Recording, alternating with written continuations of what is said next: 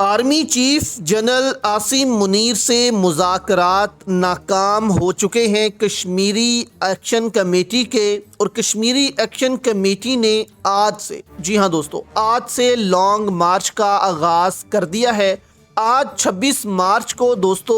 میرپور اور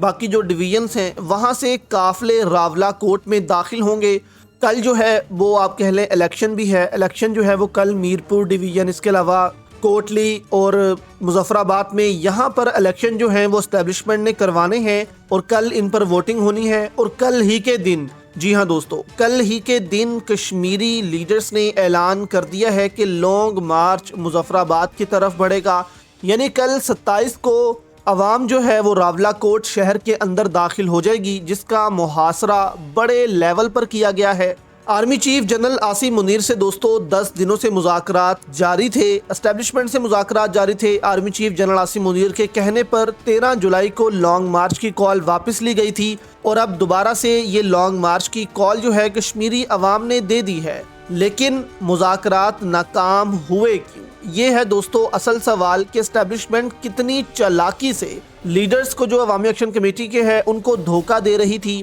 time gain کر رہی تھی، دھوکے پر دھوکہ دے رہی تھی۔ اصل میں کن چیزوں پر جو ہے وہ ڈیڈ لاک برقرار رہا؟ ایکشن کمیٹی کیا مطالبے کر رہی تھی، اسٹیبلشمنٹ کیا مطالبے کر رہی تھی، اور دونوں جو ہیں وہ ایک دوسرے کی بات کیوں نہیں مان رہے تھے؟ یہاں پر عمر نذیر کشمیری نے بات کرتے ہوئے کہا کہ ریاست کی انا بیچ میں آ گئی ہے، یہ جو ہارڈ اسٹیٹ ہے، ہارڈ اسٹیٹ کا نعرہ ہے، یہ بیچ میں آ گیا، یعنی کہ انہوں نے طنز کیا army chief general Asim Munir پر کہ یہ کوئی اتنے بڑے مطالبات نہیں تھے جو کہ آپ نہیں کر سکتے، یعنی کہ کہا گیا کہ ابھی نہیں کر سکتے، ایسا نہیں کر سکتے، قانون ہے، یہ وہ ہے۔ یعنی آپ اندازہ لگائیں کہ نواز شریف کے کیسز، اس کی ضمانت ایک جج گیا اسلام آباد کا، ایئرپورٹ کے اندر جج خود گیا اور نواز شریف کے انگوٹھے لگائے، اس کو ضمانت دی، ایئرپورٹ کے اندر وہ خود چلے گئے۔ تو جب قانون یہ سب کچھ کر سکتا ہے تو پھر قانون جو ہے وہ آزاد کشمیر کی عوام کے لیے 12 سیٹیں ختم بھی کر سکتا ہے۔ لیکن 12 سیٹوں کا مسئلہ دوستو نہیں تھا، کچھ اور مطالبات جو ہیں وہ عوامی ایکشن کمیٹی نے رکھے تھے،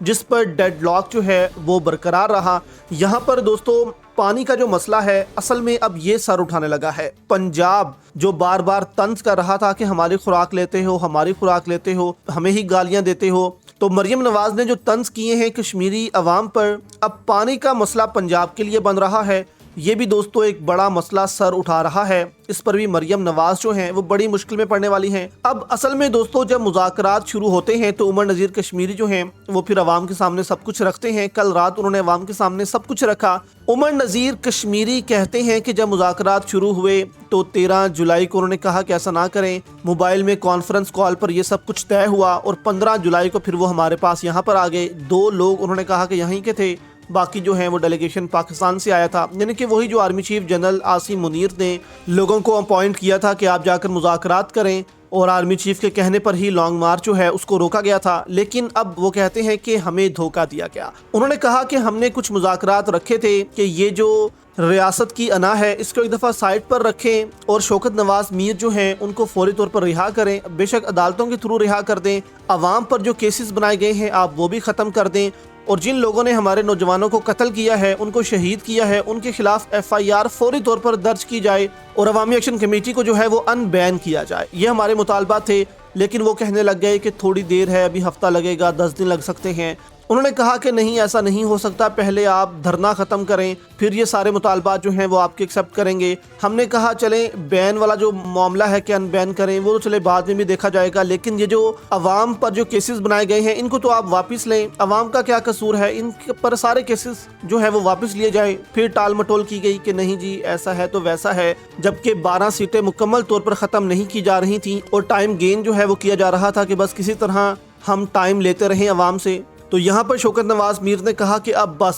بہت ہو گیا، اب وقت نہیں ہے منانے کی۔ بھی اب اسٹیبلشمنٹ کوشش کر رہی ہے کہ یہ مارچ نہ کیا جائے، لیکن اب کشمیری لیڈرز کہہ رہے ہیں کہ نو، ایبسلیوٹلی ناٹ، اب یہ لانگ مارچ ہو کر ہی رہے گا، اور کل 27 کو دوپہر راولہ کوٹ کے اندر داخل ہوا جائے گا۔ جبکہ پانی کے حوالے سے بھی عمر نذیر کشمیری نے اب کہہ دیا ہے کہ اب ہم کشمیری جو ہیں اپنی خوراک، گندم، چاول، سارا کچھ کشمیر میں اگائیں گے، جس سے دوستو جو پنجاب کا پانی ہے وہ کشمیری اب روک سکتے ہیں۔